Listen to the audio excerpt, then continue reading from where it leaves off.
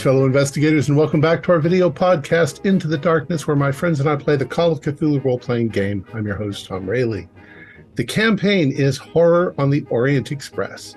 It's available from Chaosium. I am the keeper of arcane lore, and this is episode 56.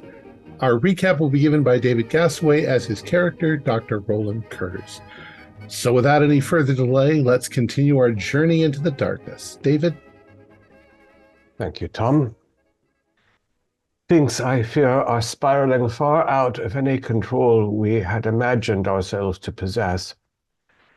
Dr. Jordanov translated for us a document that we believe describes the Sedefkar head, calling it the Jujeta idol, its history of madness and violence, and directed us to the university and an academician there, Chedenko. This fellow believed the idol to be in storage, but we were preceded there by the Brothers of the Skin, who decapitated one worker and beat two others to death, and nearly so there. The sole survivor muttered in Bulgarian something like, "His shoulders were not his own."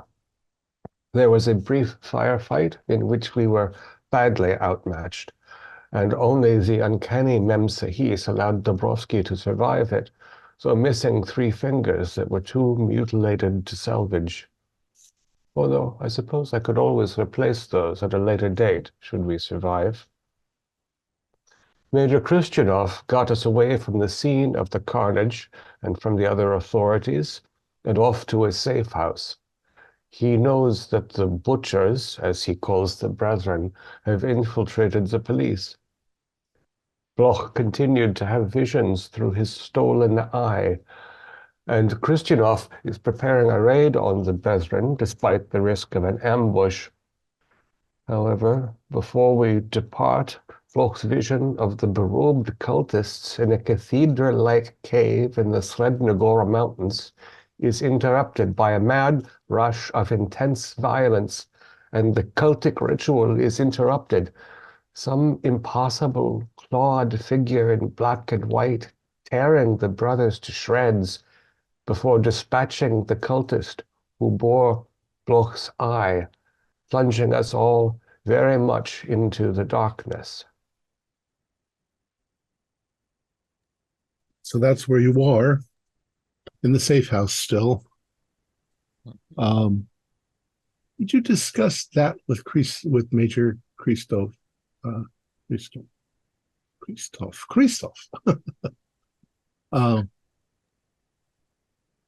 He's already given you some clue as to where it sounds like you're describing, Gunter, which would be Srednagora, a local mountain range. What do you want to do? Christopher thinks that you need to get all the weapons you guys have and go up there and destroy the butchers once and for all, if that's their hideout. Am I still seeing anything through the eye? Nothing. Nothing. Okay. In fact, the pain in your head is gone.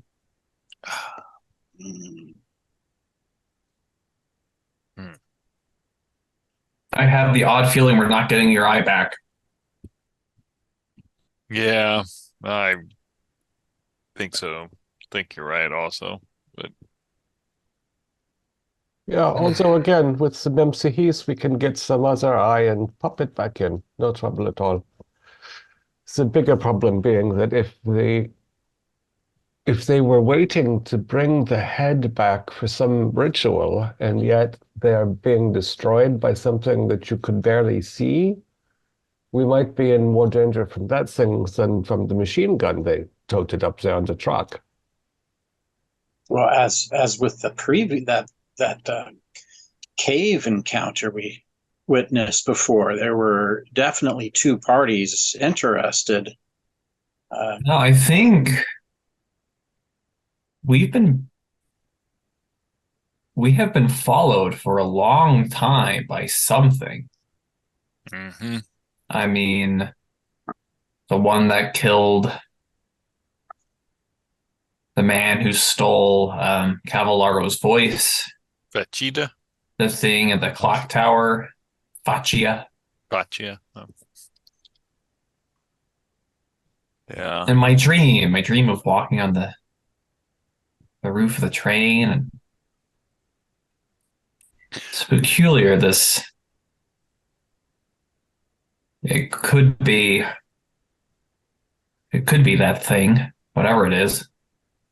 Yeah, I agree with you.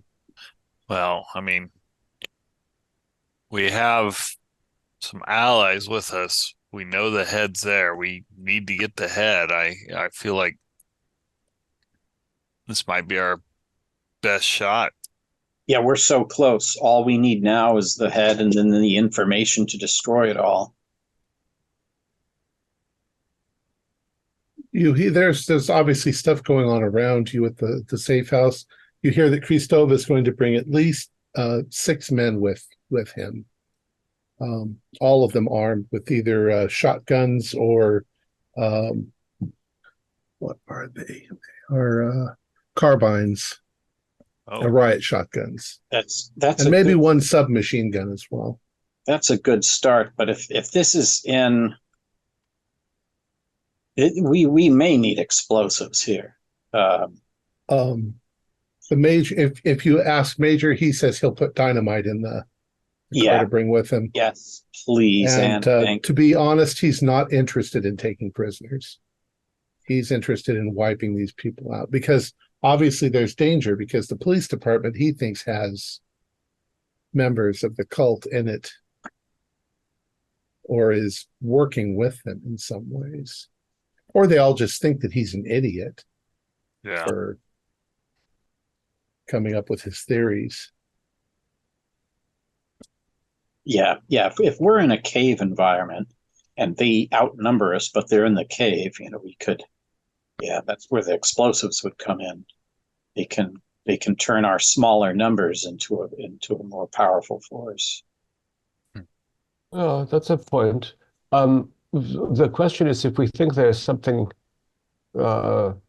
unnatural and very powerful in the cave, do we wish this fellow and his brave men to rush in there to their demise?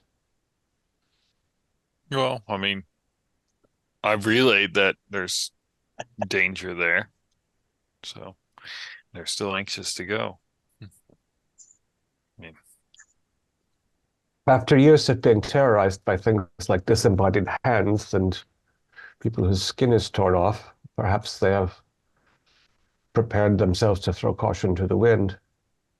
Well, I believe he said they could be ready to attack by midnight. How close are we to that? We'll see. You're getting close. Maybe another half hour or so. And the Major is prepared to arm us as well, at least, so we won't be wandering in empty-handed as we did to the university. Yeah, absolutely. Get a handgun of some kind from them because I'm much better at that than long rifles. Yeah, they've got handguns and everything else. Okay. For Dr. Neruda, go ahead and roll an intelligence roll.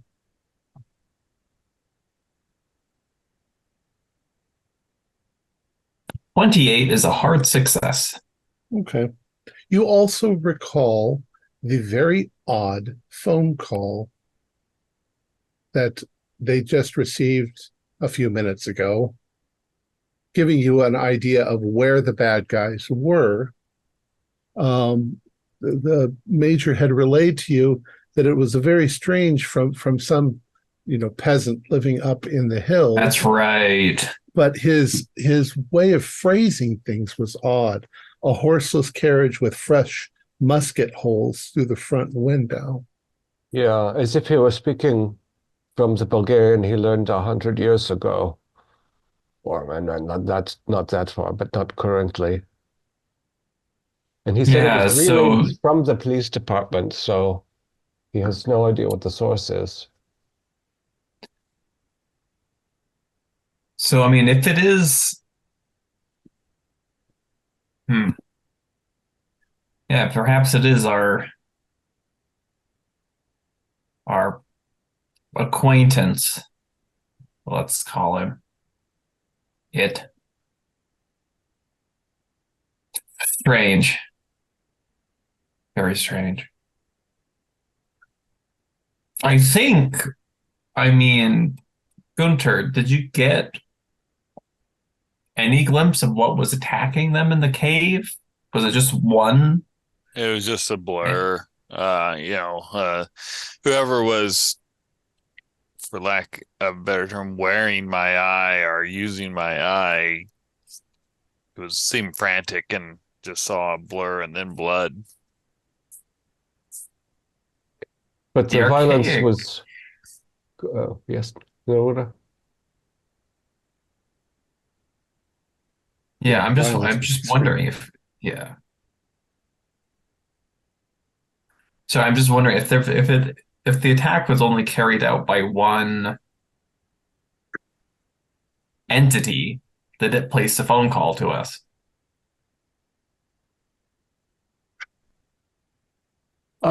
How long was the time between the receipt of the phone call and Brock's vision? Maybe no more than 15 minutes or so. No, maybe longer, maybe 45 minutes or so. Yeah. The phone call came first, or? Phone call was first, yeah. Phone call came first. I wonder if... Please, Thursby. Oh, I'm sorry. I'm just thinking off the top of my head that horseless carriage with portals in it, making me think of World War One tanks or armored cars. And I think it was musket holes. Musket holes, yeah. So that kind of makes me think if we should maybe try to just come up with a couple rudimentary smoke grenades. Like if we could find some potassium nitrate, lactose, and maybe some sodium biarate, we could make some smoke grenades, which would be good. If something like that came up, we wouldn't be able to deal with it. But if we I think it was the truck, because the truck where they had mounted the machine gun had taken bullets from the police during their escape. I think that's what the villager was referring to. I guess I don't know if they have any old equipment from the Great War. I mean, they had the machine gun, obviously. Yeah, I'm just thinking if we could make a couple, 2 or 3 smoke grenades, that could neutralize that without having to worry about dealing with it in a combat-like approach. I'm just thinking I have the odd feeling that whatever's in that cave has already cleared the way for us. Yeah, this thing seems to both shadow us and in a way assist us from within the shadows. I mean, it killed Faccia, had every opportunity to kill us. Yeah. If it is the same thing. Yeah, speculation, certainly. So we arm ourselves. I think, Thursby, I should have no trouble providing a couple of inorganic chemical implements. That'd be great. Nature. We could just empty out a can of soup, and we could make it in that. That'd be great. It's precautionary, yeah. But I also wonder if we will get up there and find only that the brethren have been rendered into their component bits, and there'll be no witness. The question is whether the head will still be there. Yeah. Well, it's better to be prepared and not need it than not be prepared and need it. So. As a but question, at the same time, I mean, Kurz makes a good point. We need to get there before the head is moved by somebody to another location that we'll never find it again.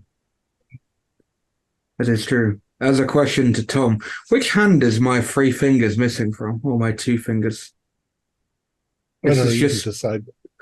Okay, I'll be arm that I don't pull a trigger with, so then I can use a rifle.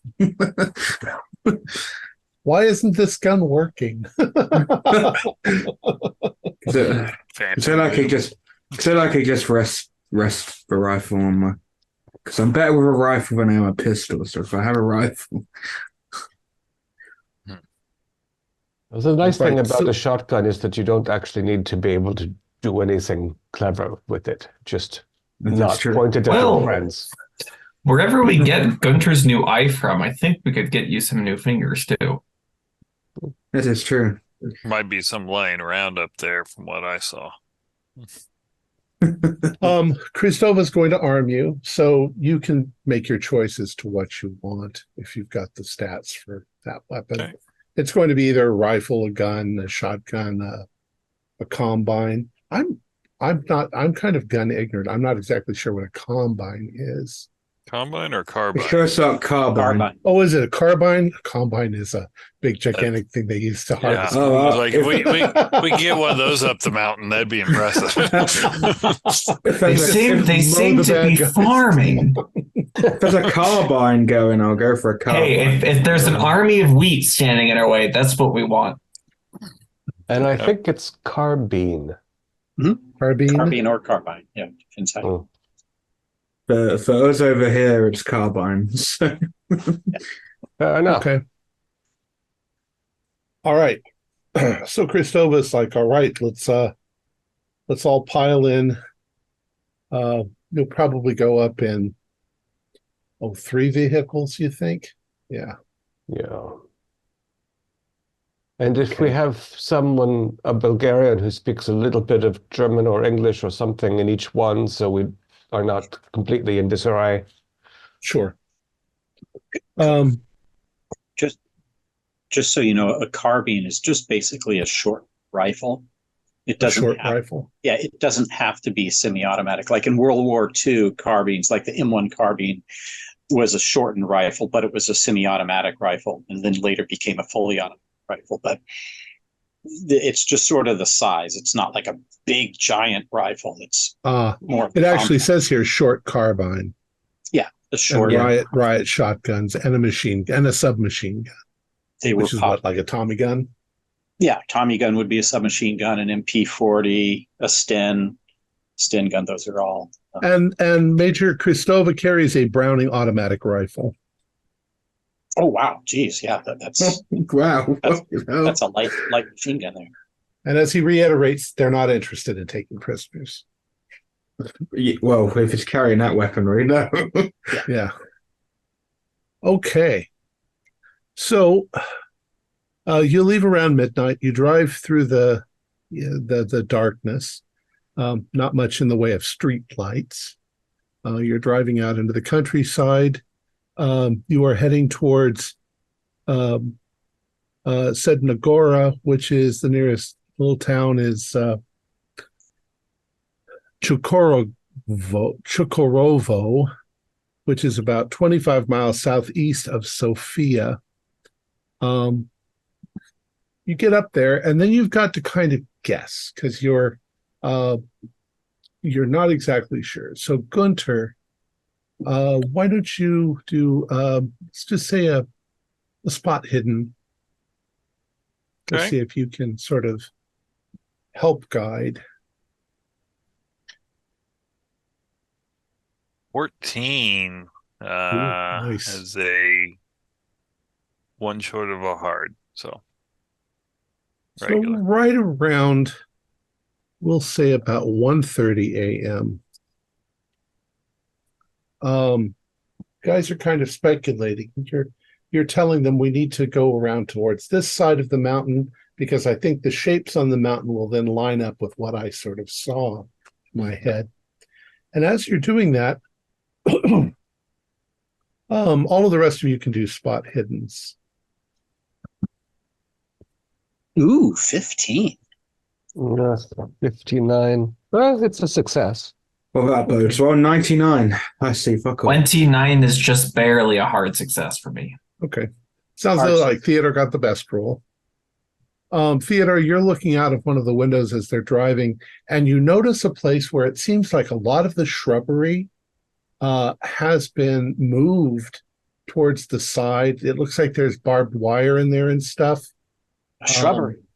But it's definitely that, just right, it looks like shrubbery, that you suddenly realize that something was concealed here. This was where they had, weeds and shrubs and stuff all wrapped up in wire. It's been moved out of the side, and there's definitely a road going. Yeah, look there. That's no ordinary shrubbery. And so you turn onto that road. There you can see in the headlamps that there are fresh ruts sort of in the road. Up here, there's a little more snow on the sides of the hill. The ground is naturally wet. It's not particularly freezing cold right now. It's kind of a warmer evening in the middle of winter. Yeah. It's probably about 30, 35 degrees. You follow that up for a while, and it takes, maybe another half hour or so. It finally flattens out between two large crags of rock,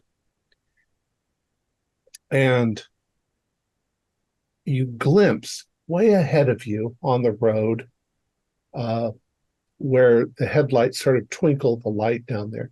There's some twinkles coming from bits of metal. You realize that there is a car, maybe a truck, maybe 300 feet or so down the road. It's just sitting there. There's no lights. It's just reflections from your headlights. Oh, yeah, that's not good. No motion at all that we're detecting? It's too far away for you to really see, but it is right up next to a sort of a cliff face. We should tell the major forward, or do you want to? We should tell the major. We pointed out to the major. He's has military experience. He can make some judgment, I think.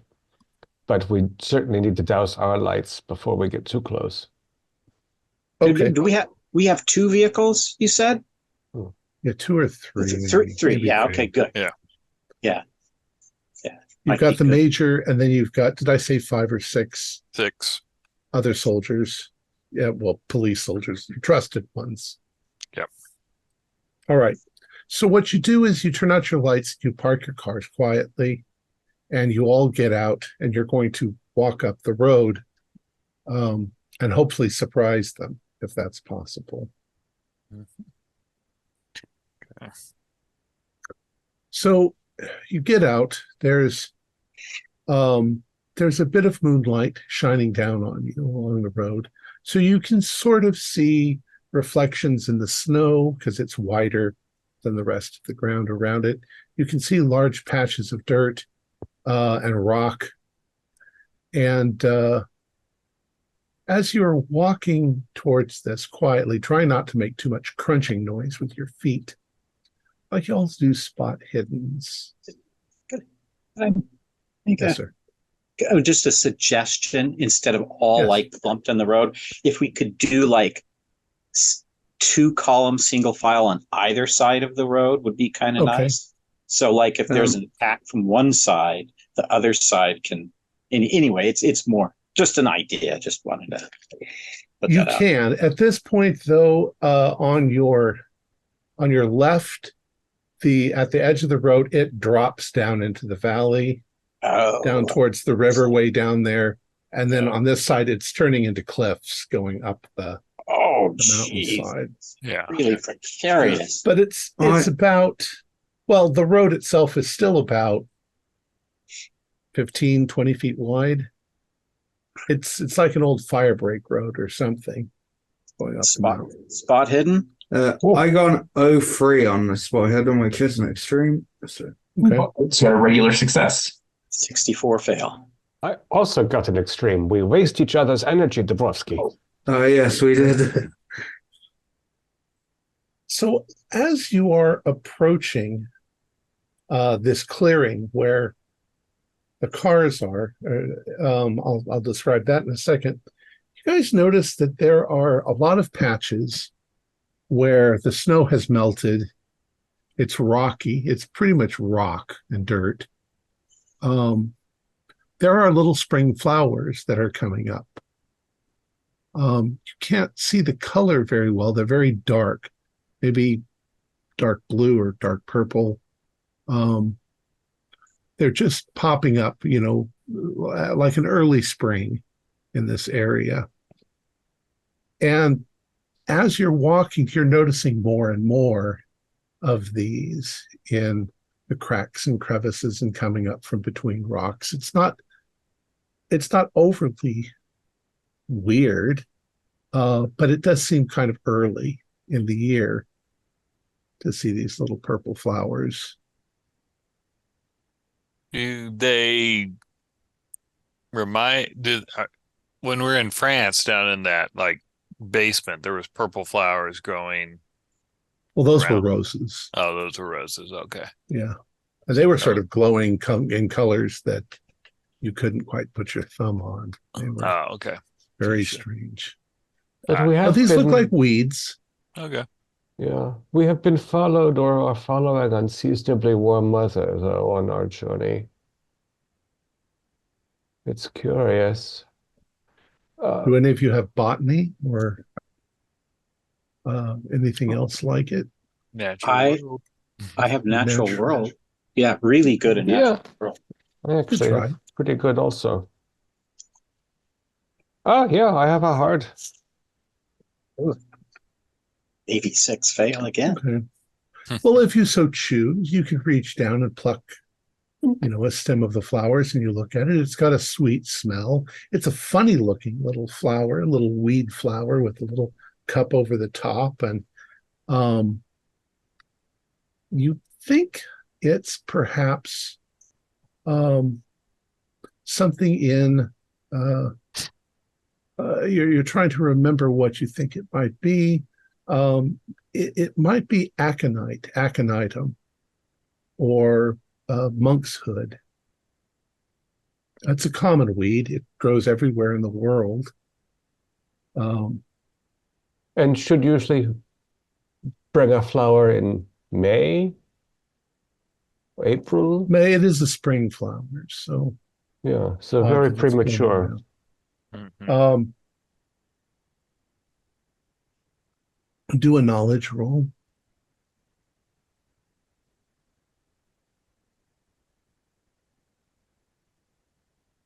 Oh, now I have a 99. Oof.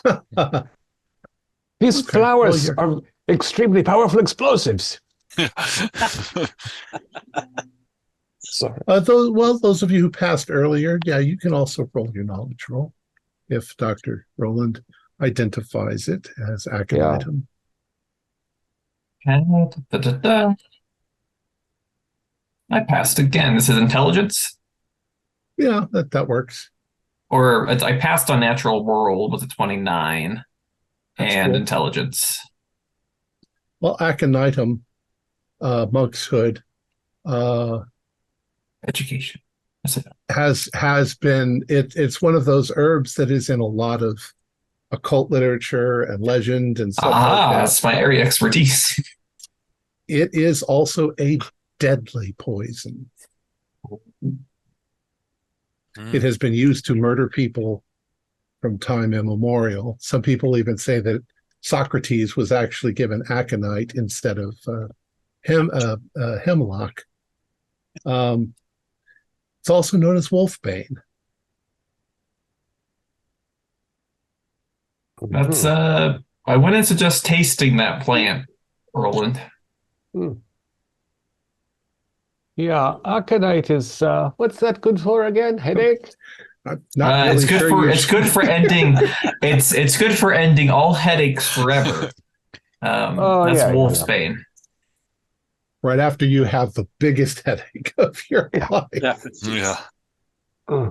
Yeah. Hey, sometimes things get worse before they get better. So you start to approach this little clearing, and you're doing it very cautiously. You can see that in this little clearing, there are, I shouldn't say there are,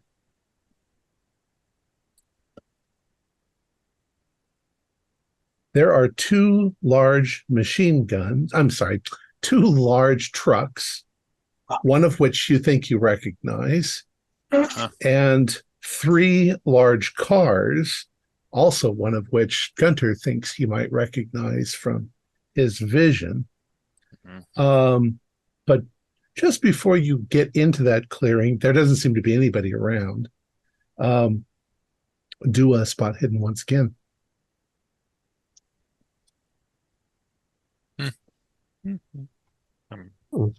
Anybody pass? Oh, all of us? I thought it was just Yeah. me. Yeah, So let's see. I'm 14 is too shy of an extreme success. Darn, What's your 66. Fail again. Okay. So I have a hard success. So, Dr. Neruda, as you guys are all very carefully sneaking up, your foot sort of gets hooked on something metal in front of you. And as you look down, you realize there is a large machine gun laying at your feet, half sort of hidden in the rocks. By the way, how are you all seeing? You probably have flashlights, don't you? You're not walking with them, but you're I have finding one your that- way. Isn't it a full walking moon? off the cliff. It is a full moon, so you can sort of see it. There's some This is the large machine gun that you probably are sure you saw before. It's a Maxim machine gun. It is 50 feet away from the truck that it was on, and it looks like it's been just smashed against this rock here in front of you. Hey, looks like somebody has dealt with the machine gun in a rather serious way. Yeah, Major Christopher. How heavy is it? I try to move it. This is the big one. It's like you'd need two people probably to carry it around. How do they to move this is one thing, and to smash it is quite another. Does it look inoperable? Looks like it might have been thrown from. Oh,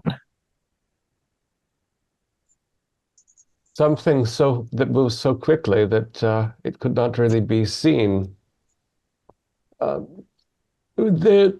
patches of aconite, is it they are spread out, or is it a sprinkling, or are they in good clumps? By this time, they're pretty much all over the place. Yeah, they're in little clumps. They'll grow wherever there's a little dirt sticking between some rocks and things like that. They're not in patches that go left, right, or anything like that. No. They're just increasingly but there is a frequent. lot less. There is a lot less snow up here where you are. Yeah. It reminds me, Thursby, of your temperature circumstance. It seems as though our predecessor is running rather warm as you run rather chilly. Mm. Yeah. Yeah, it's quite nice out. You also begin to smell something in the air. Smells like fuel, like gasoline, petrol. Oh, that's probably not good, like a ruptured tank.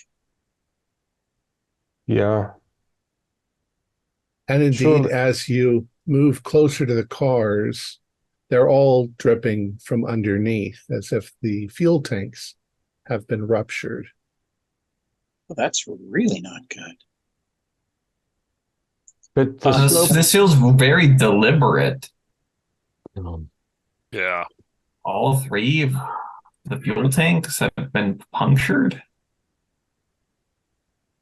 Cars too. It's like somebody didn't want anybody to leave. Yeah, I'm kind of curious about our vehicles now.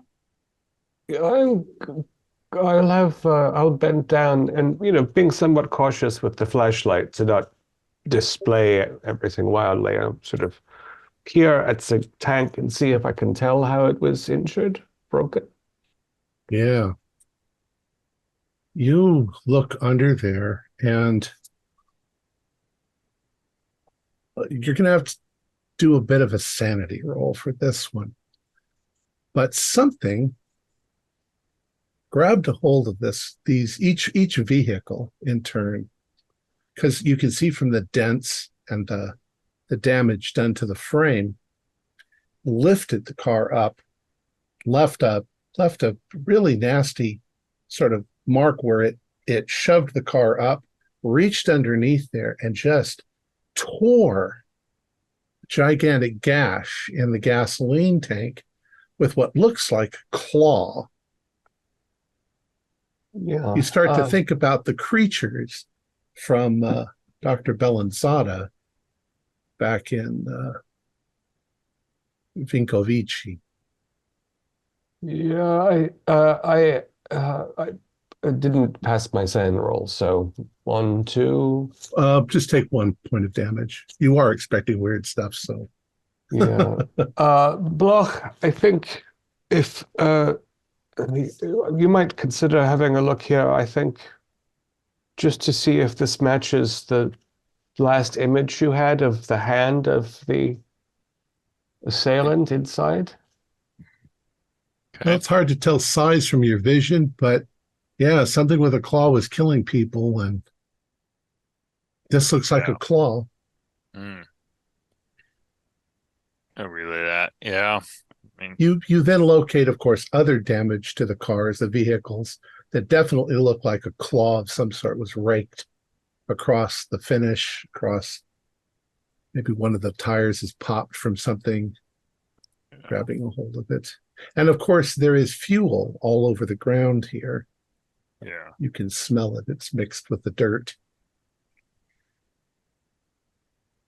Well, Are there any jerry cans in the trucks like that with extra fuel? You can do a luck roll, maybe. is the fuel still leaking out, or is it long drained? It might just be dripping at this point, but it's definitely mostly been drained Got it. a So while back. You don't see any pools of it because it's kind of soaked into the rocks and things. Yeah. that's No luck. No luck. No? Okay. No. Yeah, there's no other cans of gas. Hmm. It's about this point that you can smell another smell that sort of is adding as you're up near the cars. It smells like sulfur, like rotten eggs. Yeah. And as you're sort of, cautiously looking around, you do see a small path leading up to the entrance to a cave. The cave entrance is about 15 feet wide, maybe 15 feet tall. And in the moonlight, you can see billows of white, you'd think white smoke coming out of them, perhaps steam. Mm-hmm.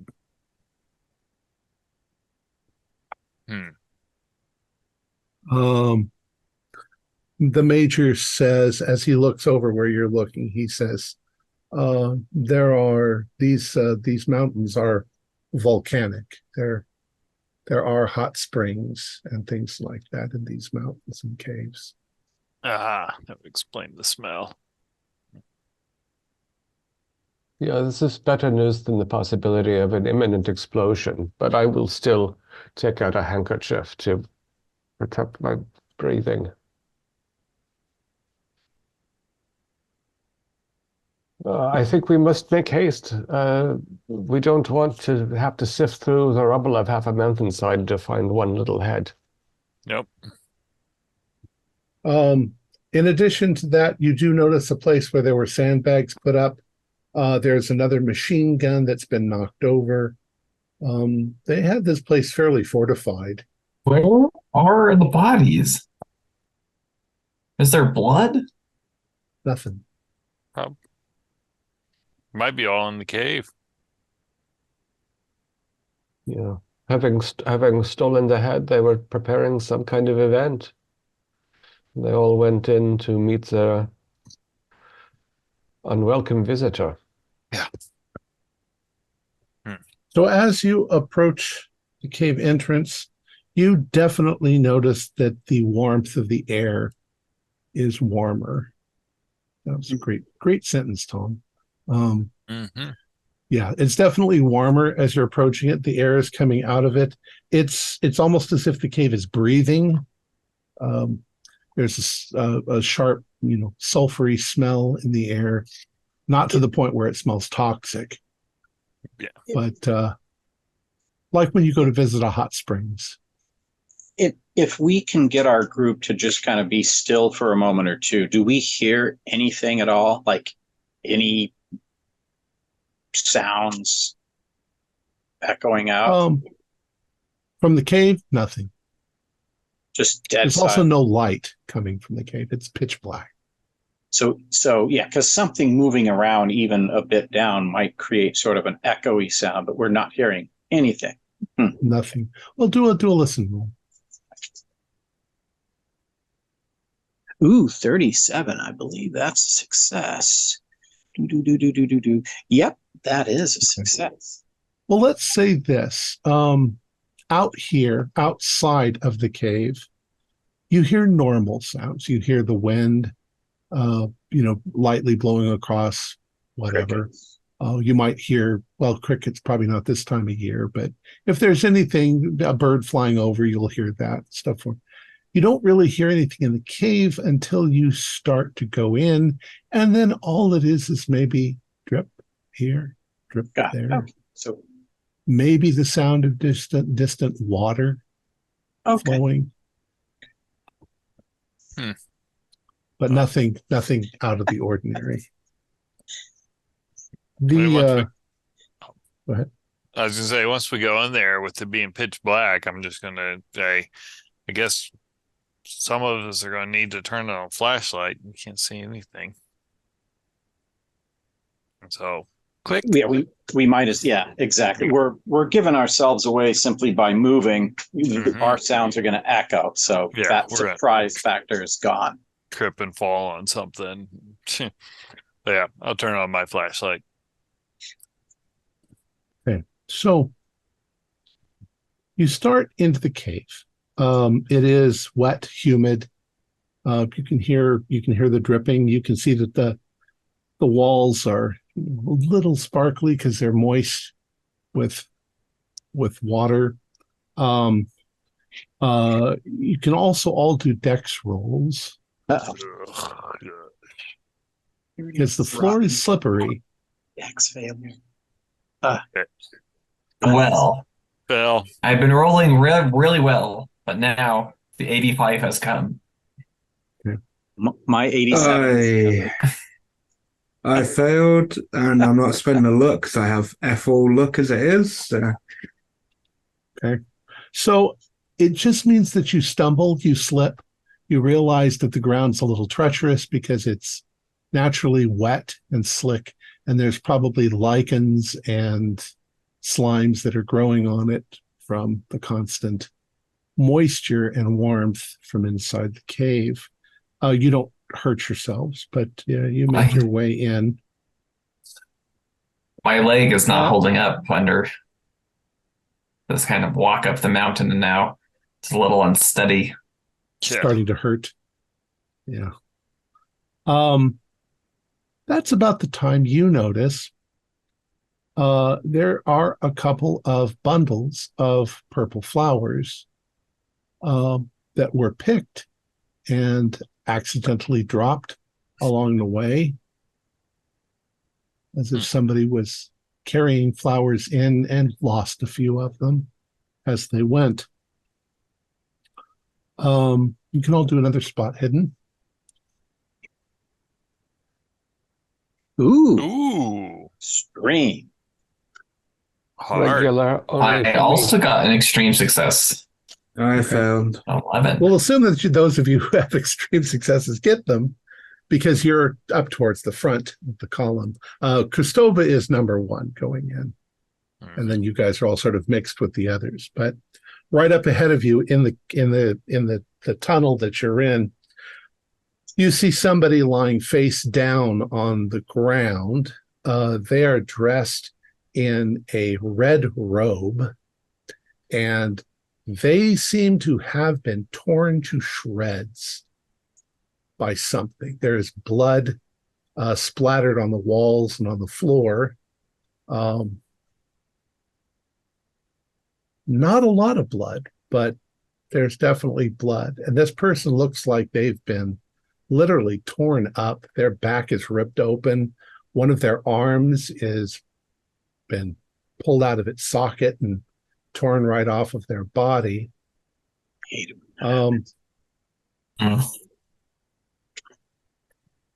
Christova is like, what is I somehow shouldn't there be more blood than this? Weird thing to fixate on. If you're looking, there's something else that's odd. Is that arm that's been tore off? The tear off point is partly ragged, but part of it looks almost like it was cut.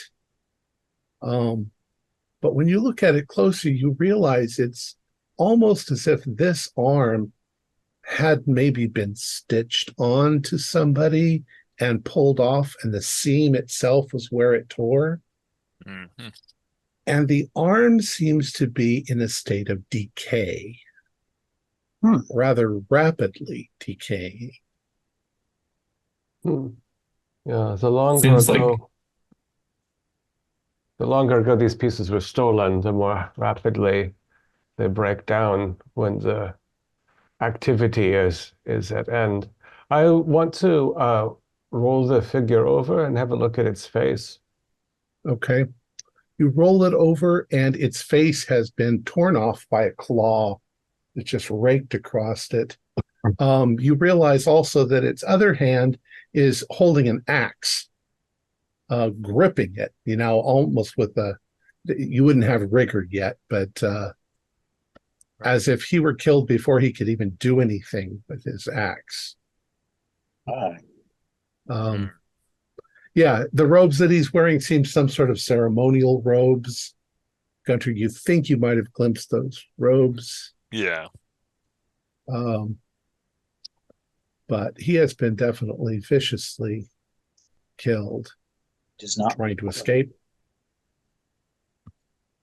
Wow. Not good. Oh yeah, the figure has fallen in such a way it looks as though it was heading out of the cave. Yeah.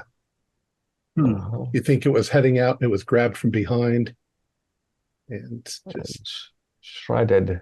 Effortlessly shredded and thrown to the ground. Major, I think your days of dealing with the butchers may be at an end. But there's something else down here, or was. One of the Christova's, is it Christoph? Christoph. Major Christoph is there with you. A couple of his men have gone a little bit farther ahead, and you hear one of them call out, and he says, Major, you have to see this. And you all move forward, and the tunnel you're in opens up into a large cavern. You can feel the air sort of expand, as you've stepped into it. And you're kind of up high, and the cavern's kind of low. It dips down. The flashlights of the men don't quite illuminate it fully and brightly, but you can see that there are the remnants of torches that were all around the room, stuck on various bits of stalagmite or stalactite and so forth. Some of them are still lit, but they're very low, and it's been hours probably since they were lit, and they're almost about to go out. You can smell pitch, like tar, which is probably what they were made with. Mm-hmm. You can see that there was a massacre. There are bodies lying all over the place, some of them thrown up onto stalagmites, some of them just torn up, very much like the one that you just saw. Some of them are in red robes. Some of them are in black business suits. And all of them have that same sort of thing where certain parts of their body that were torn off seem to be in advanced decay. But the weird thing is, in the center of this cavern, there is a pyramid that has been built, and you're not quite sure what it's built out of until you really look at it. Looks like it's been built out of skulls and heads. Jeez. And it's about 15 or 20 feet high. You can't really see onto the top of it. My God. The smell in here is of blood and sulfur, and you can hear bubbling sounds off in the distance as you come in. And there are bunches of purple flowers that seem to have been thrown all over this pyramid in a kind of ritual worship. The heads that are towards the bottom of the pile are old and mostly skeletal. Some of them are, what is it called? Desiccated flesh. And the higher up the pyramid they go, the more fresh they are. It's not a pointy pyramid either. It seems to be going up and then flattening on the top. But you said we can't see the top? No, it's too high. You're maybe 10 feet below the height of this pyramid. So we A think lot of heads. Yeah. Hundreds and hundreds of. Are we taking a sanity check for that? You can take a sanity check. Yeah, 1d4 if you fail. Oh, Just one if Jiminy you don't. crickets. Why did I? I guess Naruto does not care. 1d. Pass. I failed. I lost 3. There we Ah. go. I also lost 3. That is wonderful. Skulls for the skull throw. Jeez. So you end up going down a little bit lower to the ground, and then you've got this big 15 or 20 foot high mountain of skulls in front of you. And there's a way to go all the way around it, and you see bodies lying everywhere. And as Dr. Neruda noticed before, just doesn't seem to be enough blood for all of these dead people. And they've been torn out. There should be. So, I mean, were they all dead already? Or were these mummified? They're all dead.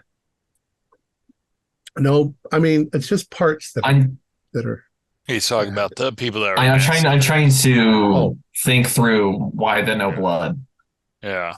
Unless part of their demise was having some of their juices drained, sucked out, and torn apart at the same time. I don't know. Now the skull pyramid, is it built like they're balanced, or is there like some kind of like bonding agent to Do an idea roll. okay.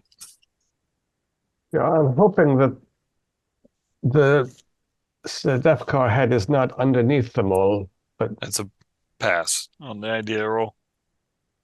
Well, we might consider doing another sand roll for this, but this concoction, this conglomeration of skulls, it's intricately fitted together, like almost like a stone wall. It doesn't seem like it would take architects months and months to just figure out how to do this. Mm-hmm. Unless they use some sort of magical means to erect this. It doesn't look like there's any mortar or anything. It doesn't necessarily look like it's stuck together, but it looks solid enough to where you think you could climb it. oh, I mean, assuming I'm not the only one thinking this, I think that if the Sedefkar heads there, that's right. They'd be at the top. Be at the top. Oh yeah, definitely. That seems like the thing where we need to climb this. Yeah. Well, Bloch, you have not the best leg. No, yeah, I'm a large man, not from lifting weights, but from lifting forks and this climb has taken a toll on my leg as well. Yeah. I'm used to climbing. I'm an outdoors big game hunter. I've tracked high and low. I can do this. I don't want to do this, but I think we have to do this. I'm afraid we must. Well, if it's... Do you think it'll be easier as a pair because we can brace each other? I mean, as we get higher, the ones that are less decayed, the flesh might slough off. Yeah, that could be a problem. So, Bloch, if you'll hold the shotgun, I think Thursby and I will attempt a descent. Of course. So I'd like you to both do 2 different rolls. The first one is dexterity to see how well you do. 46 out of 75, so that's a nice success. I only got 52 for 55, so... You'll make it. You both start climbing. The second roll you need to make is Constitution, because the smell and the gore and the goo and the... Because gross. A 13 out of 75. That's an extreme. I am loving it. You're used to cutting open. I got a heart as well. So I am just thinking of this as matter. It's just just atoms and molecules. All right. So it takes you a few minutes, but you sort of scramble up.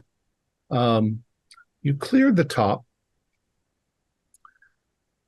The center of the top of this pyramid, it seems that all of these skulls were intricately hooked together and somehow magically put together against a large stalagmite coming up from the floor. So they've got a central brace. The stalagmite is there in the center, and a niche has been cut out of the stalagmite itself in the shape of like a little oval like this.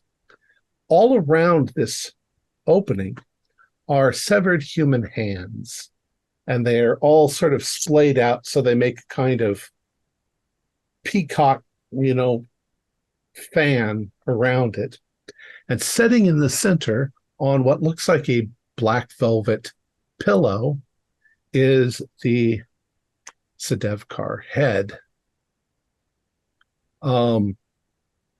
It's glowing a little bit purple, as you've seen it glow.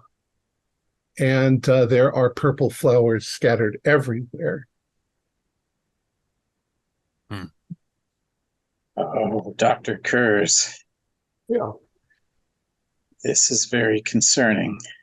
Yeah, my concern is that, and I'm going to take up my handkerchief and reach for the thing.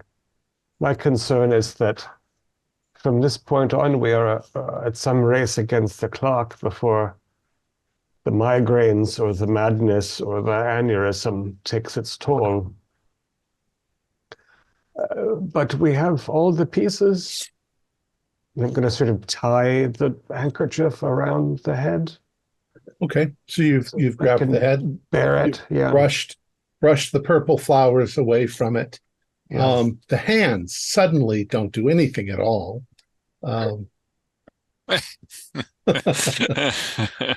You pick up the head, and even though you've wrapped it, you definitely feel like in the back of your mind that a headache might be creeping on you. But you have it. What do you do next? Before we climb down, Thursby, I want to see if there's anything from this height that indicates what killed these villains, and cast my flashlight around. I'm looking for footprints in the blood or other markings. So you're about 20 feet up. You're looking down. and you're looking to see if you can see footprints or anything. You think you might see footprints, but do a spot hidden for me. Mm-hmm. Would I do one as well since I'm up here? Kind of. Sure, if you're also looking around with your flashlight. Yeah, A regular success. Oh, there's a hard success. That's good.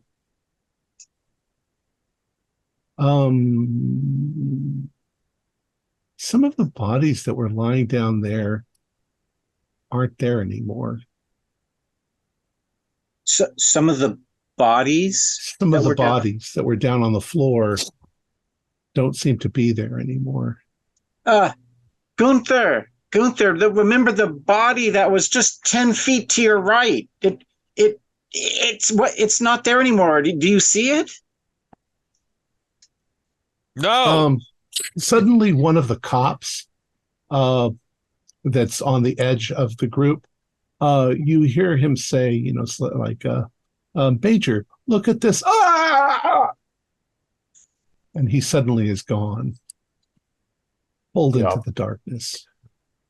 Run it! Run away! It's time to go. Holy shit. Quickly, Theodore, we must get down and away. I agree. Christoph, let's get your men out of here. Before you can even climb down, you all suddenly start to notice that there are at least 6 people on the edge of your group, kind of partly surrounding you. They're in the shadows. They're not moving like normal people. They're hunched over, and they are purposefully staying in the shadows. But all of the men down below, well, the cops at least, they've got their guns up. Mm-hmm. And these things are suddenly moving back and forth very quickly. And you start to hear laughter. Laughter from here, laughter from there. One of these figures you suddenly see run over towards the wall of the cave and go right up the side of the cave and start to move across the roof over to where you guys are. What do you guys do? Why did I say hold the shotgun for me? Can you remind me why I thought that was a good idea? Nah. Let's go. All right. Let us retire.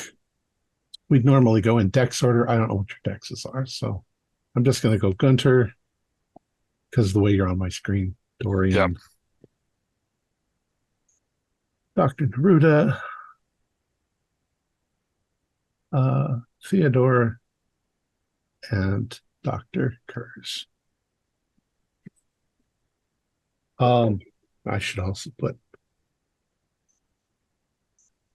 Caps. Fiend 1, Fiend 2, Fiend 38, Fiend 63. all 35 of them. And I got Kristova. And what did I say? 6. Well, now 5. Mm-hmm. All right. Gunter, you can go first. All right. So is our exit cut off? I mean, only because these things can move really, really fast. Yeah. Okay. At the moment, though, the creatures have decided to kind of play with you and torment you. Mm-hmm. They're laughing at you. They're jumping back. They're running from shadow to shadow. They're terrorizing you. That's why you get the first attack. Right. Okay. Well, I will. I've got a shotgun. So, what gauge was it, Dr. Kurz? 12 or 10? Whatever you wish. Okay. I just took what he gave me. All right. We'll go with the old reliable 12 gauge, and I'll take I'll just shoot in their general direction because it's a shotgun. It kind of spreads out. Okay. Mm-hmm. All right. We'll say since you're doing it in their general direction, go ahead and do a roll a 1d3 or d6 divided by 2. Yep. 3. Okay, you're going to hit 3 of them. Go ahead and do a damage roll, but we'll divide it by 3 since you're using a shotgun. Okay, and how far away are they? 15 feet up on the ceiling or near the ceiling. Okay, so 2d6 if they're 15 feet away. So 4 plus 6 is 10. Divided by 3, 3 each, and then 1 gets a 4.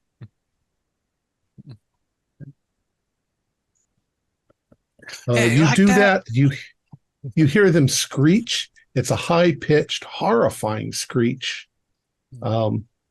You can see their eyes are now glowing red. So you can see their eyes all over the place looking at you. Mm-hmm. Dorian. Well, I have my carbine. So, and now we can see more with the red glowing eyes. So I'm just going to shoot at whatever one I can. Okay, go ahead. And we'll just say you're shooting the nearest one. Yeah, and just hope for the best.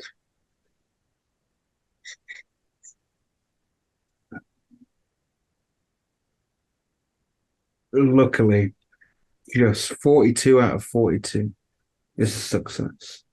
Okay, do your damage. What is the damage on the carbine? Because I don't have my weapons table up. I got it. A 30 lever carbine is 2d6. 2d6. Hi. Okay, let's see. Oh,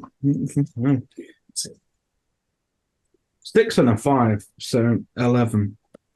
Ooh. You seriously injure one of them. It falls from where it was perched up and hits the ground, kicking and screeching as it's doing this. Dr. Naruda. I'm staying close to the others because separating from the pack seems like a death sentence. And I'll take an aim at the nearest one with my pistol. And take a shot.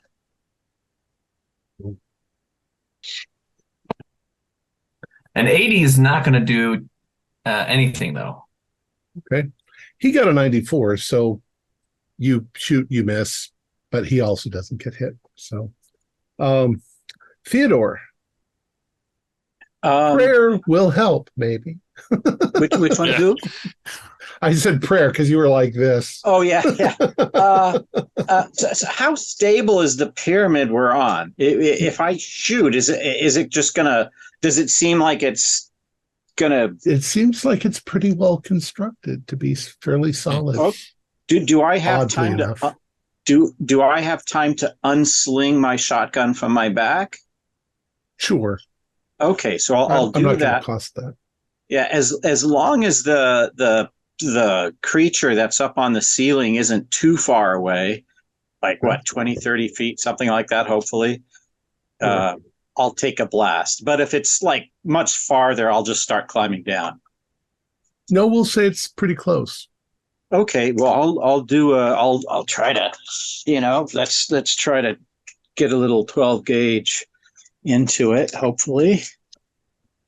Come on, be nice. 52 is a hit. Kaboom. Okay. All right, now watch.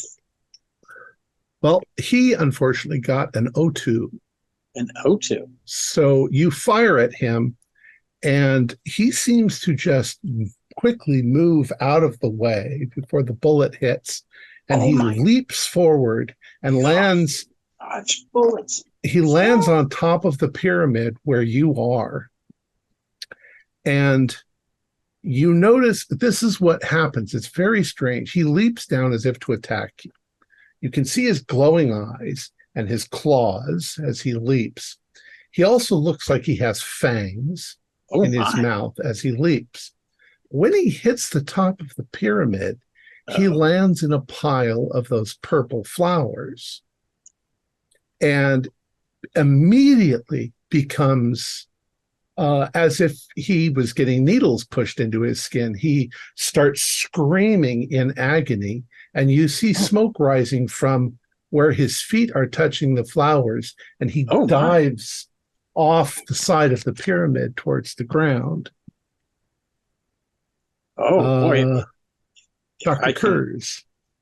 Yeah. Well, that was your turn, so now Dr. Kurz. Yeah, the aconite. The creatures can't stand the flowers. Collect a bouquet. And being, having handed my firearm away, but bearing the Memsihis, I will take the head and the handkerchief in one hand and start climbing down with the blade out in the other. Okay. Knowing that if anything rushes at me, I have a chance to sever it. We'll give you a constitution roll. I'm sorry, not constitution roll, dexterity roll to get down the pyramid. You can sort of slide, but that's kind of high. Yeah, and 77.55 is not good. So okay, so you start down, you lose your footing, you slide down. You're gonna take full damage because you don't hit the ground like that, but just take 1 hit point of damage as you hit the ground. Oof. All the tongues licking you as you slid down. Thank you for that image. Enjoy that. So Kristova fires at the group. Oh, it's a 24. And his, where is it? His gun is, he manages to hit one in the head, and its head blows up. Now, his 5 men that are left, I'll just do that. One hits. Oh, one got a 01. Nice. It's 2 of his men. So we will say 01. 01 manages to destroy one of the others. The other one takes.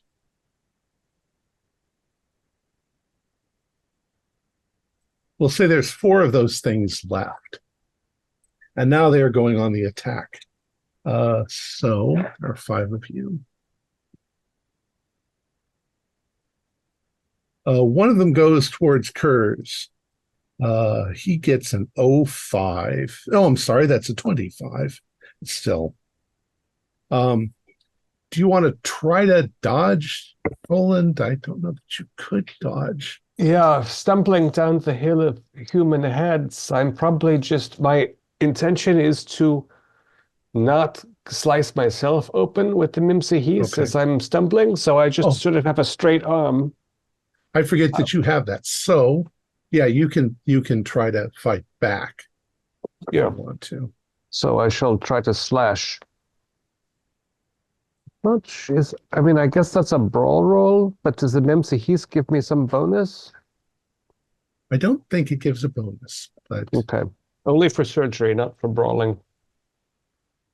Yeah, no. That's only a 43 for 25. No. Okay. You swing at it, and the thing grabs a hold of you, and it attempts to latch itself onto your neck with its fangs.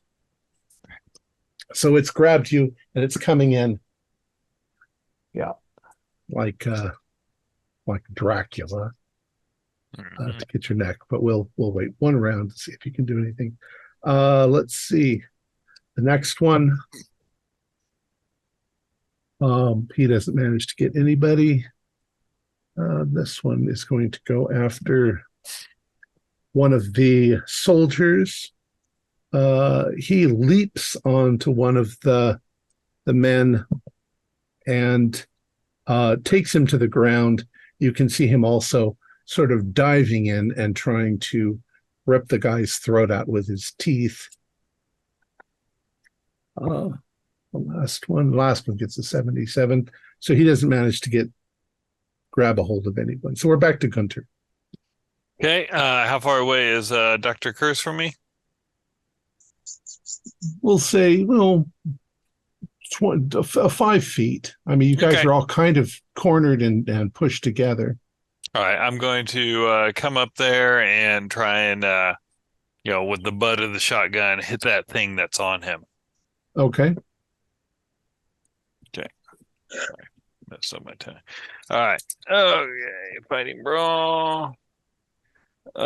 Sorry, Dr. Curse. Miss. You hit the butt of your rifle right against the thing's head, and it's like hitting a rock. Okay. Dorian.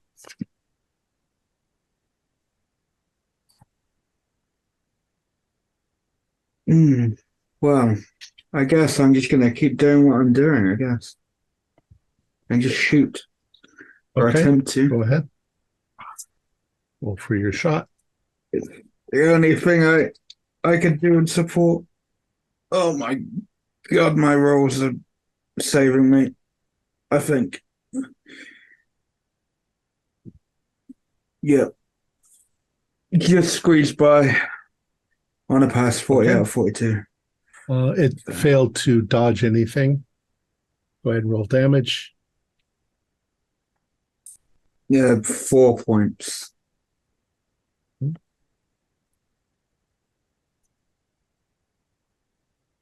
Dr. Neruda. Well, I heard some vague shouting from Roland about they don't like the flowers. Right. So if I can, you said they've been sprinkling flowers onto this skull pile. Yeah, they're everywhere. So I want to scoop some up and then just start getting the one on Roland covered with them. Okay. Nice. It seems a little preoccupied. When the flowers touch him, he begins to hiss. You can see that it's burning his skin. He immediately lets go of Roland and leaps away from you. Roland is suddenly free.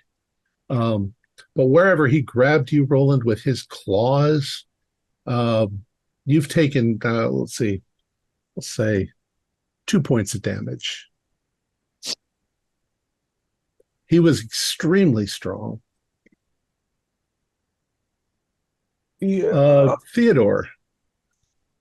See, Your turn. There was only that one that went up on the ceiling, right? Right. Now they're all sort of running all around you. They're going mostly for the cops.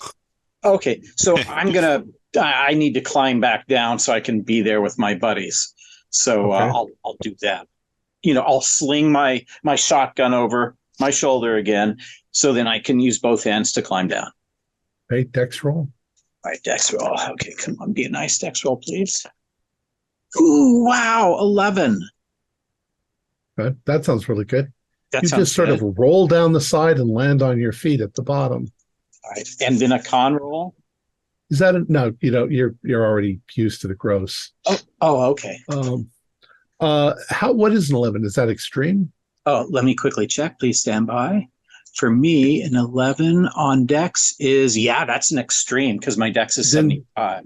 Then you do a sort of an acrobatic roll down, land on your feet, and I'll still give you the chance to fire your gun. Oh, yeah. Let's just pull it out. Is one near me? Sure. They're all running around. I don't misidentify a buddy as a zombie, do I? No. Oh, that's good. All right. So let's see. But you said that. Oh, no. There is something that when you say that, you realize something. That these things, which definitely act and resemble what you call a vampire, these are cult members, either in red robes or in their black suits. They're definitely not outsiders. of this group. So they've been raised or turned or something. Yeah, if Right. I have a preference, Now, I'm going to shoot for one of the suits. Okay. No, dirty, rotten. 81. That's Okay. So you fire, but they're moving so fast. You don't quite you miss it. Dr. Kurz, we're back to you. So I slid down the hill, I slashed at the thing, it grabbed me and went for the neck. It got frightened off. Do you think the injury is to my forearm, my upper arm?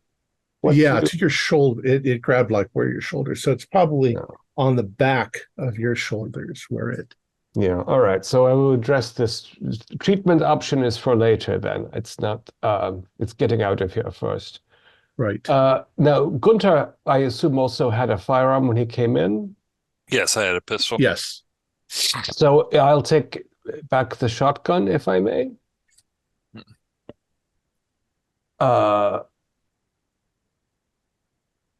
This is a lot. To sheath the memsahis, to hold the head in the handkerchief and grab the gun. I don't know if I have time to shoot. It depends on proximity, I suppose.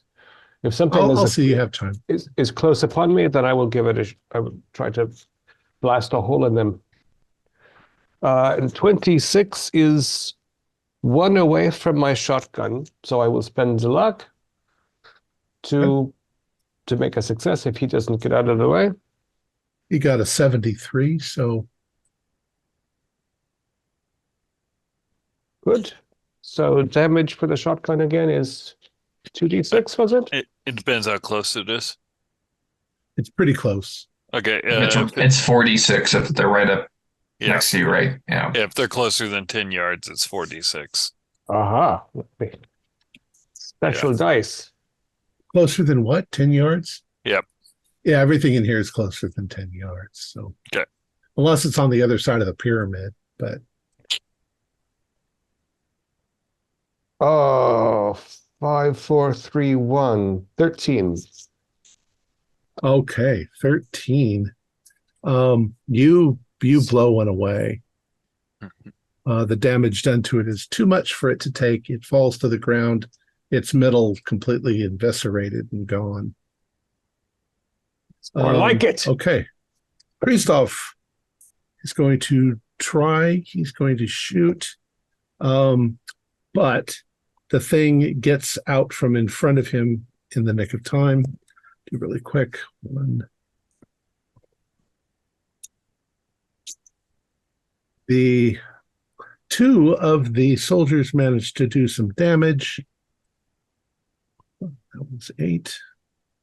That one is 10. Okay, and then the vampires attack. Who? Miss. Effective 1, 2, 3.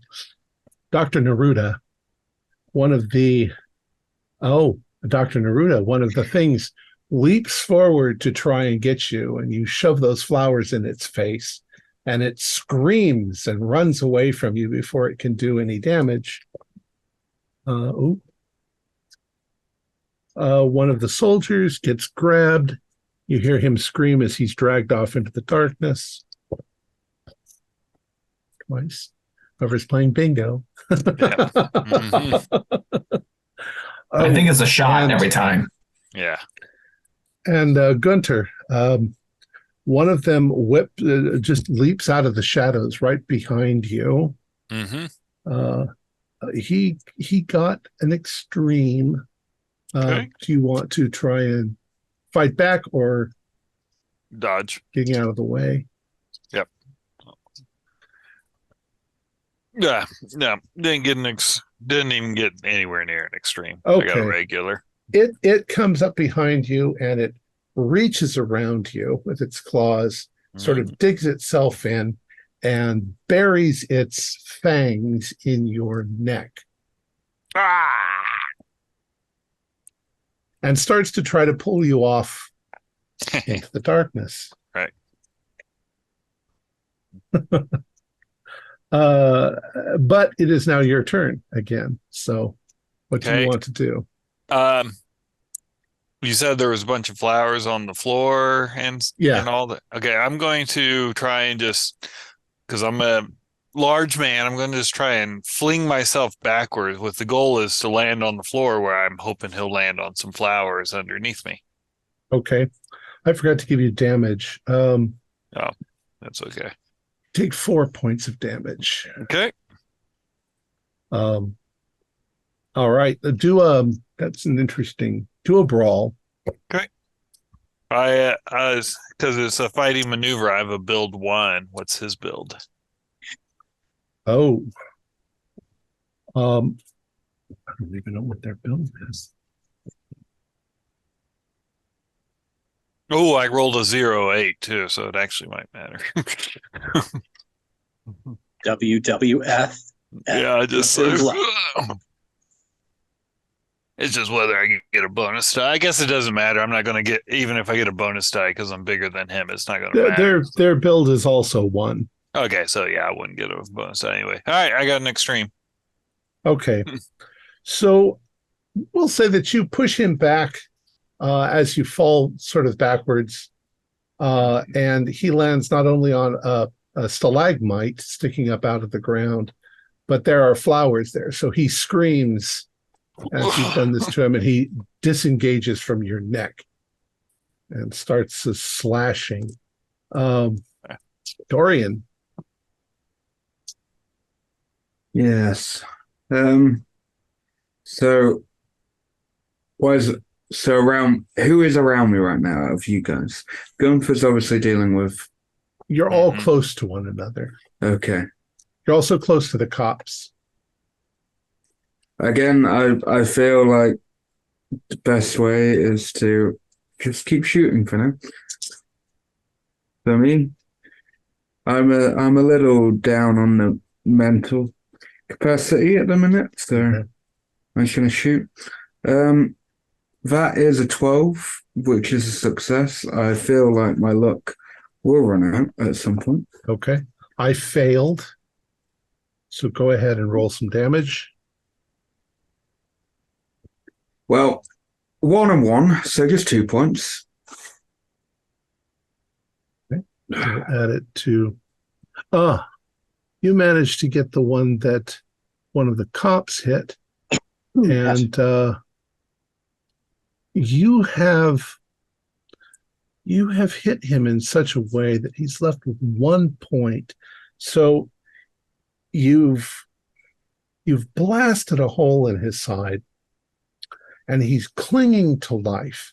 But as he's clinging to life, like any other horrifying undead monster, he's trying to crawl around on the ground, but because his motor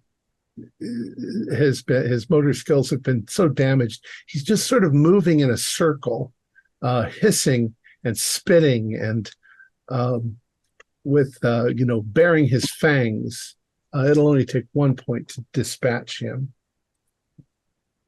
You can come back to him. Dr. Neruda. Well, like a flower girl at a wedding, I'm just. You're throwing flowers at them? Yep.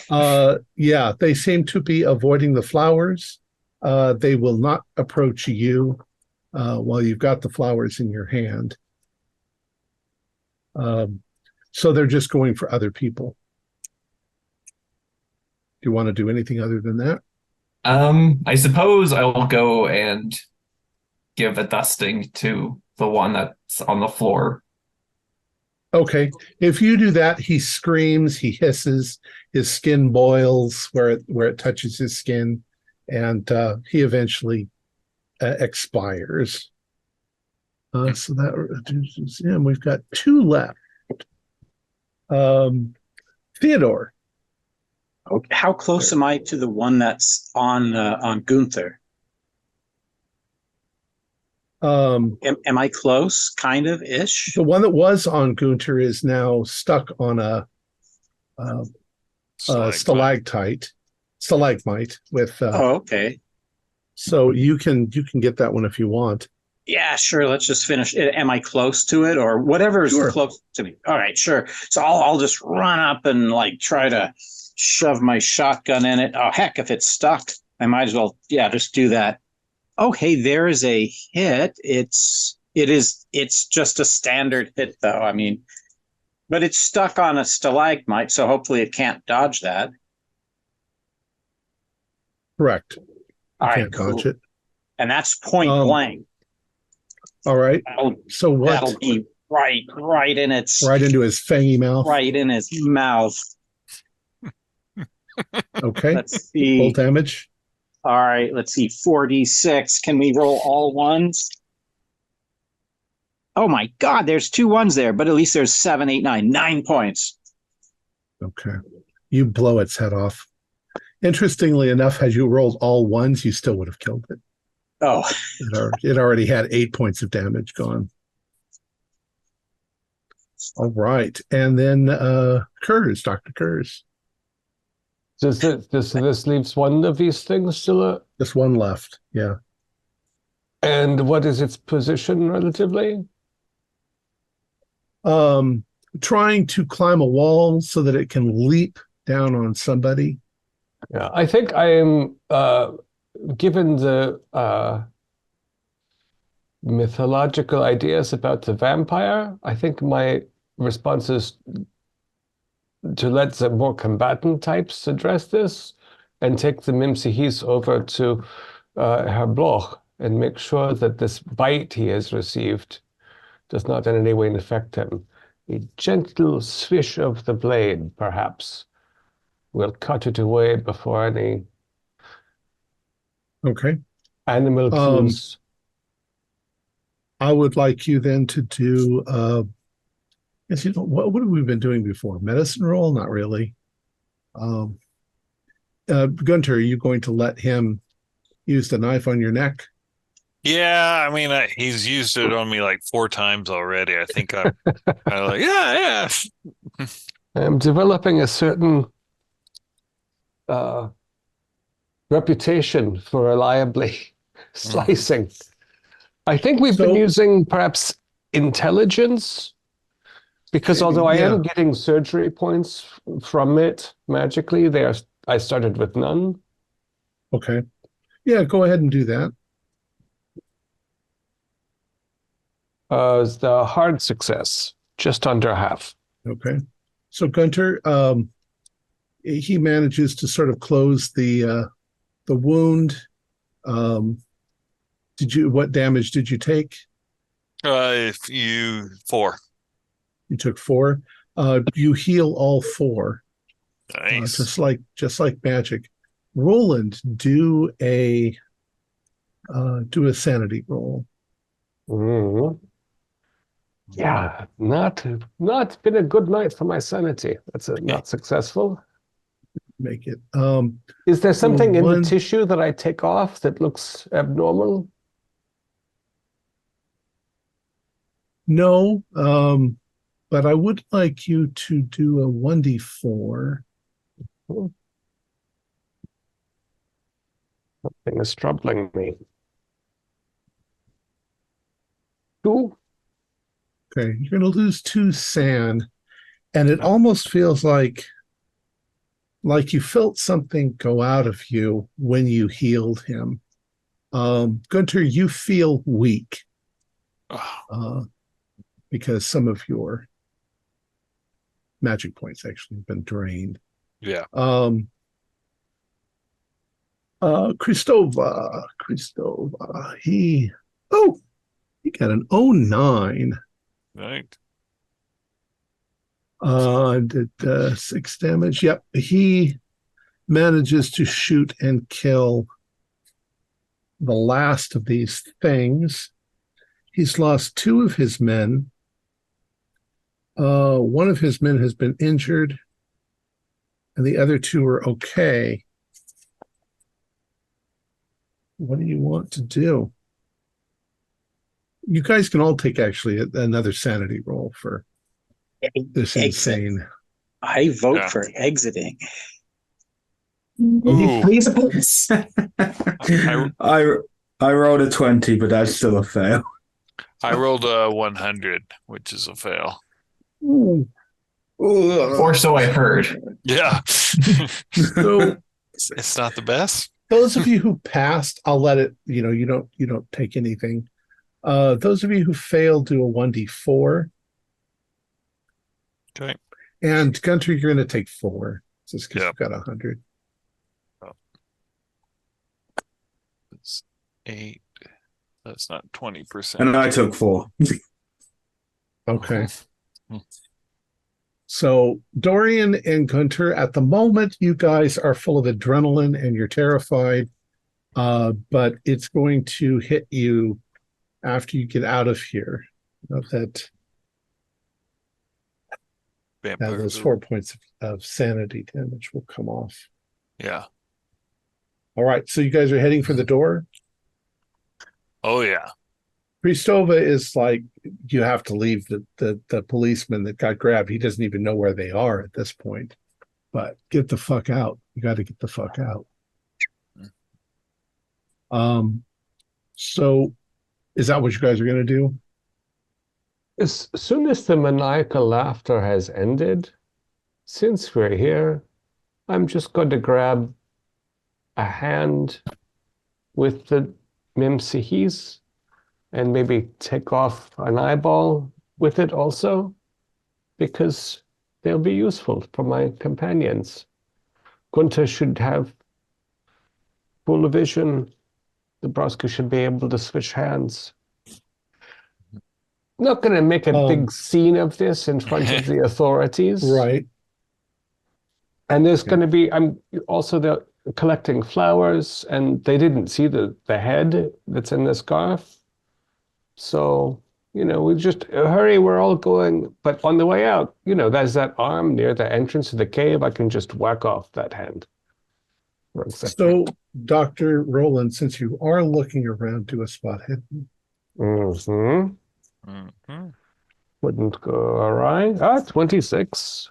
So that's hard success. When you're looking, maybe it's even one of the ones you choose. You notice that one of these cult members lying on the ground that you examine, maybe he's got a good hand. His other hand seems to have fallen off and decayed. But you notice that one of his eyes is missing, and in its place there is just like a wad of goo. And you kind of think maybe this is the guy that had Gunter's eye. And when he was killed, the magical spell ended. Headache is coming on. Yeah. And since I'm sort of encouraging the authorities out of the cave and bringing up the rear, if there's a cultist who's wearing a black suit and they have any sort of identification papers on them, I'm curious. Might be something the Major could use. Roll a luck roll.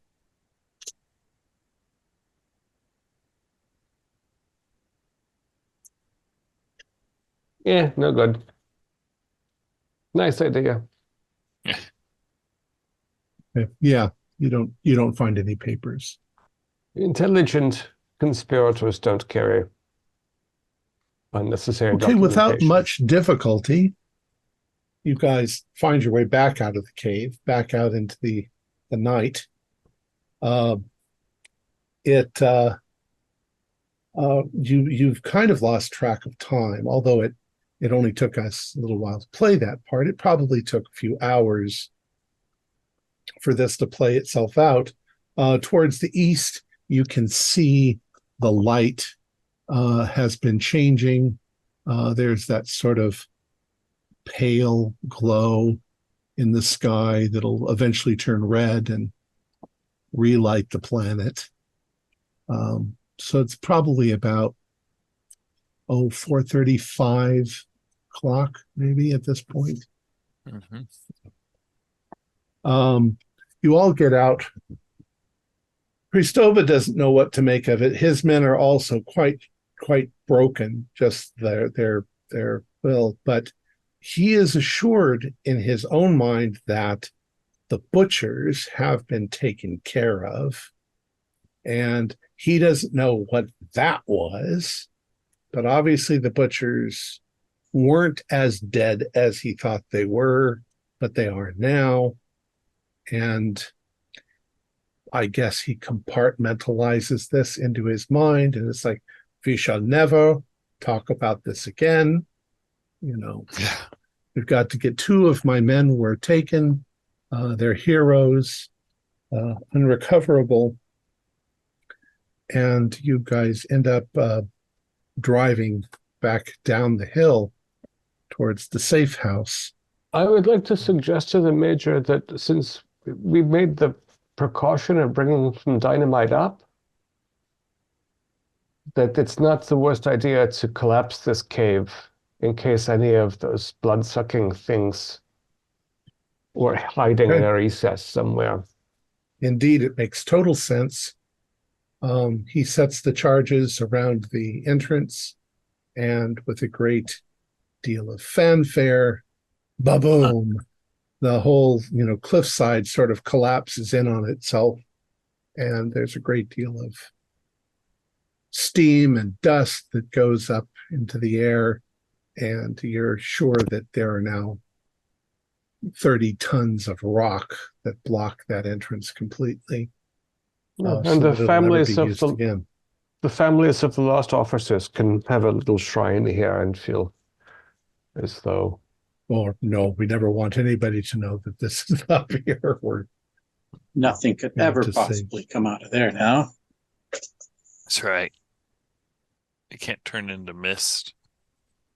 All right. Before So we go, okay. I want to make sure that I take some of these wolfbane flowers with us. Okay. You've got some. Okay. Okay. I asked the Carl, like, who do you think called us was from up here? Who are you asking? The Major, sorry, not the promoter. He has no idea. No idea. Okay, yeah. It was very archaic what he was saying. Nobody calls a horseless carriage. Yeah, that's ridiculous. We've had cars for my parents' generation. 50 years. Musket balls? Nobody uses muskets.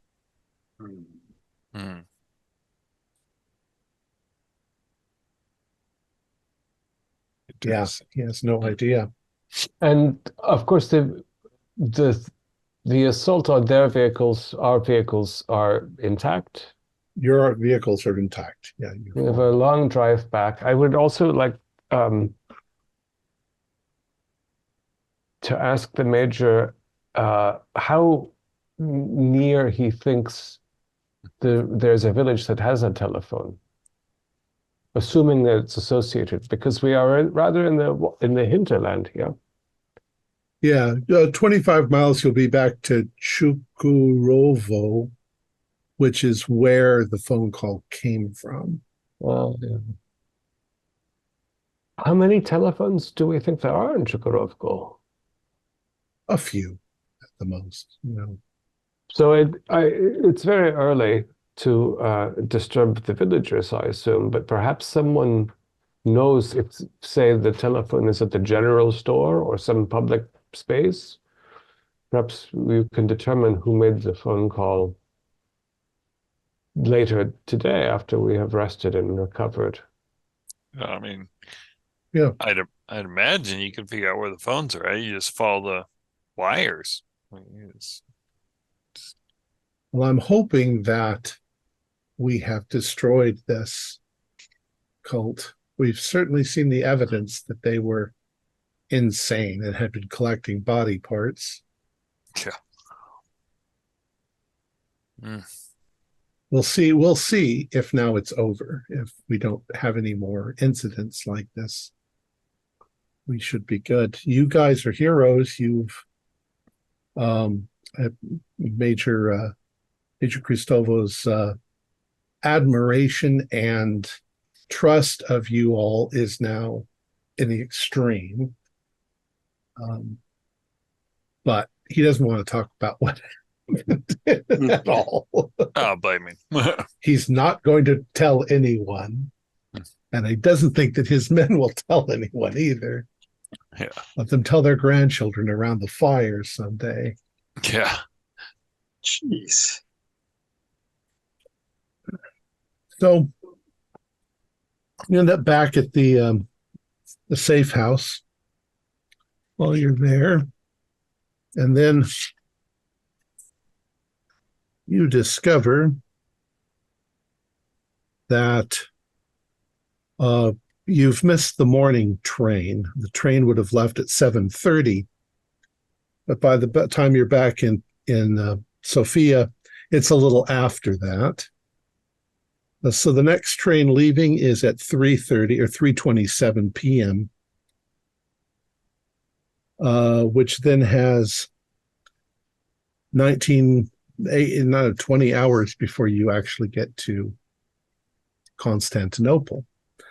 That will be your last train trip on this voyage before you come to the end, before you come to Constantinople.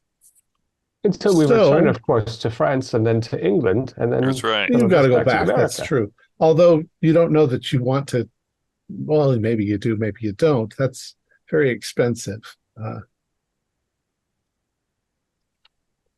But you don't have, let's say you don't have passes to go back. You would have to buy them before you can go back. You've bought them forward.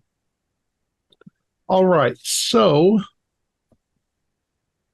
is there anything you want to do while you are still in Sofia? You have all of the pieces now. Mm-hmm. Is there anything you want to do with them? I think we want to wrap them so that it's difficult for them to attach themselves. Even if, well, so we arrive back in the city from the safe house. I guess we go to the hotel in discreet vehicles. Back to your hotel. Back where all of your stuff is. Until a hardware store is open or something. I will, if it is possible, attempt to perform surgeries to replace Mr. Bloch's eye and the missing bits of Dubrovsky's hands. Now that you have the time to do it, yes, you can do that. In fact, you do it so well that it looks like their hands or his fingers. And I don't know that you were able to pick an eye color that matches. I Luck suspect it wouldn't be. Yeah, you can do a luck roll. People have, what is it called, hydrochromia, where they have two different colored eyes. That's Cool. that's what I look like now because I failed my luck roll. Yeah. You have hydrochromia. You have two different colored eyes. What were your eyes before? Being German, they were probably a nice blue. Blue. You got a blue one and a green one. Oh, look into my green eye.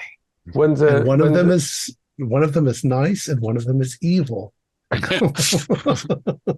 And in a generation when rock and roll appears, you can become the rock star. That's right. With your fascinating heterochromia. I always loved the old man. It was just one of his eyes. And Curtis, now you have a bit of the curse of having mild headaches. They're still mild, but they may get worse. Yeah, I've seen the outcome of this. Mm-hmm. We are on a very strict time limit. So yeah, I think if we can get to a hardware store before it is the afternoon train, something like chicken wire or something, just to wrap each of the pieces of the simulacrum so that there is a bit of attention. They don't rush together, because I feel like if they can join while we are asleep, they might escape our attention. The way they assembled on the bed that time has stayed with me. They did it the one time, Mm-hmm. but they never did it again. That's true. Well, what city was that? I'll have to look back through my notes. Fairly early on, either in you only had two pieces. It was in Italy. What were the two pieces? The left arm and The body. the Trunk? torso? Yeah. Mhm. That it was Milan, or shortly thereafter. Milan Yep. or Venice. No, Milan or Trieste.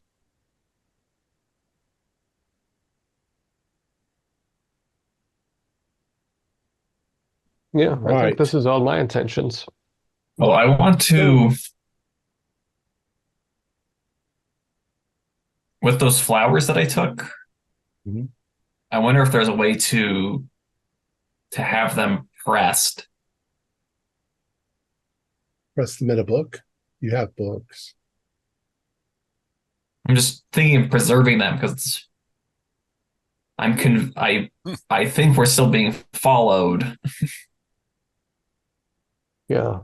I have no theory whatsoever as to what turned some of the cult members into those fiends. I think it's. Do you remember that account of the Romans? Yeah. Tilius Corvus became some kind of. Yeah, some revenant thing. Yeah. Do any of you have folklore? I have a cult. Occult folklore? Yeah, I have this. I have a History. 79 in a cult. History would work too. 60 in history. That's a 16, which is a hard success for history and a hard success for occult. Okay. We'll say that what you know just off the top of your head, because when you're young, you're interested in such weird stuff. Go ahead. Oh, was somebody going to say something? No? No, I just laughed. Oh. If you look at accounts of things like vampires, we tend to think off the top of our heads that they go back forever and ever and ever. But the Greeks kind of started it with their tales of Lamia and lycanthrope, werewolves. But those stories don't really match what we think of, like Bram Stoker stuff. Mm-hmm. It's not until like the Dark Ages that the real stories start to show up about things that come into villages and drain people's blood and turn into human beings, or are human beings that were once alive but are cursed. You get a lot of that in Romania. That's why Bram Stoker set the stories in Moldavia, Transylvania, Romania. They don't go back forever. They go back to the ages after Tilius Corvus. Mm-hmm.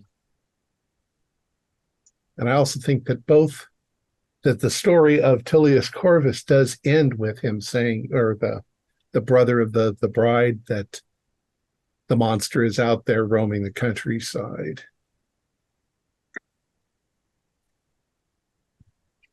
Yeah. I have a feel. Yeah. So I want to preserve these flowers in case what has been following us just so happens to be our good friend Tilius Corvus.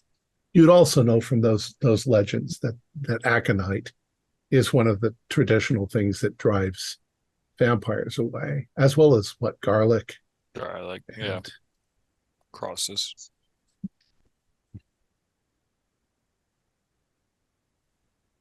So anything you guys are okay. So yeah, you can find the stuff you need to bind up the pieces.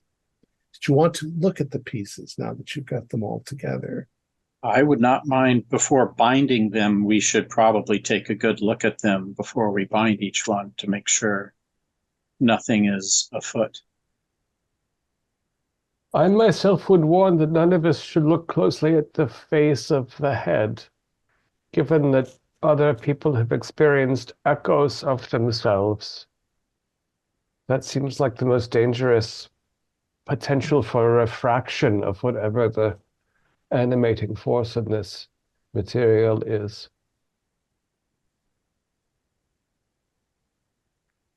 And if Two I remember questions. right, where they're separated, it's just like a clean. It's like it was made that way. Yeah, okay. Yeah. When you bring them close to one another, we'll just say, without any rejection, if you lay them out, head, body, arm, leg, your pain intensifies just a little bit. You can feel it. Do any of you actually touch the simulacrum physically with your hand? One that's assembled? Well, we're it's not not really assembling assembled. it. Yeah. No. They're not like No pulling assembling. each other together. They're just sitting there on the bed. I will do a power roll mainly because of my current sanity. Because I feel Okay. Like you because might. I'm at 14 sanity and I just feel like he may do it. So I'll roll a power roll, which why did I suggest this? 81 out of 50 on my power. So for some, just an impulse, Dorian, you reach out and touch the one that you originally touched, the left hand. And when your skin comes into contact with the simulacrum, all the pain goes away. Huh. And you have this interesting sort of feeling inside of you, like if you wear the simulacrum, all the pain go away.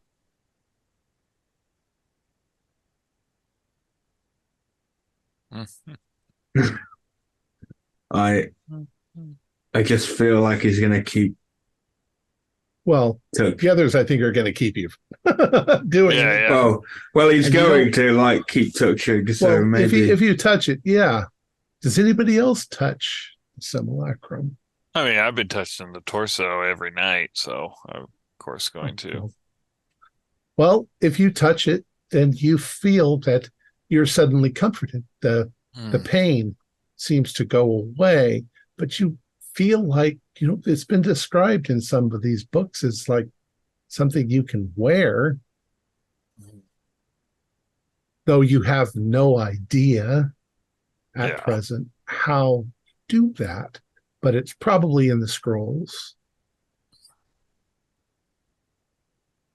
Also probably a bad idea. Probably, yeah, because there's something really horrific and evil with it. That doesn't mean that you would, we're not talking crazy nonsense like you want to slaughter everybody and take it for yourself. Nothing like that. But yeah, you just feel that those things, you somehow know that those things are intuited when you do this. Okay. So is there anything else you want to do in Sofia before you get on the train at, what time was it? Oh, you said it was 3 Just something? It's 3 p.m. Oh, here or it is. 3 a.m. No. It leaves at 3:27 p.m. So 3:27 in the afternoon. And time now? Morning, midday. I mean, for some of us, there were some surgeries. For others, more sleep. For The others, more surgeries are coffee. done. Yeah, I mean, if you had surgery performed on you by Dr. Kurtz, you feel a little weak because it drains you. But other than that, you guys sort of pull yourself together. So I'll just move from there. Just got another minute or two. You get your ticket You get onto the train. This will be, as I said, your last train before you go to Constantinople.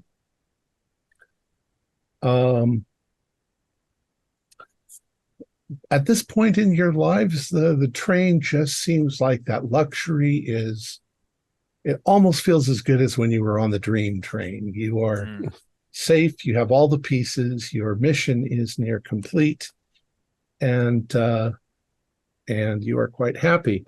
So what we will do at this moment is we will give you some rewards.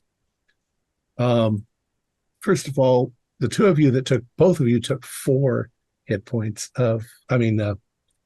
sanity points. The rest of you will get 1d4 sanity points back, but you two won't. It was Dorian and Gunter. Yeah. And that is for recovering the head. Now you are included. You will get another 1d4 for obtaining all of the parts of the simulacrum. Ooh, 1. You will get an additional 1d4 for being on the train where you now feel comfortable. And this can't go over our starting SAN, right? Yes, it can. Yes, it can. It just can't go above your max. You can be saner than you originally were. I got 9 back. That's blessed. I wish I was like you because I got 2 and 1 back, so I am up to 17. Yeah. One, It's and like rolling insanity over there. And were we ever able to determine what day of the week it is? No. Ends in the letters. It's in my notes that are in another state right now. No. So, well, let's not worry about that too much. I will allow you all to do luck rolls to replenish. There's it. Here it is.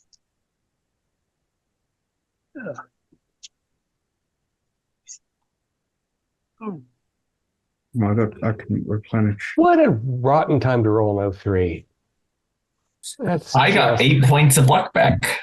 I could replenish, and I got 2 points back. I am not having any luck here. I got 8 back also. Yay. And for getting the luck back, you have to roll your luck, and if you fail, then you get the D10. Yeah, it's just like an improvement roll for a skill. Got it. And now, if there's anything else that you want to do improvement rolls on, I went from 29 to 31 luck. My ones die was cocked. Do I get to re-roll both dice? No. Go ahead. No. Yes. Yes, I do. Oh, Tom, you're the best. My fighting brawl went up. Yay. Oh, yay. I failed. Yeah, you guys have had some good rolls along the way. My listen goes up. Ew. There's a reason I am now the unluckiest.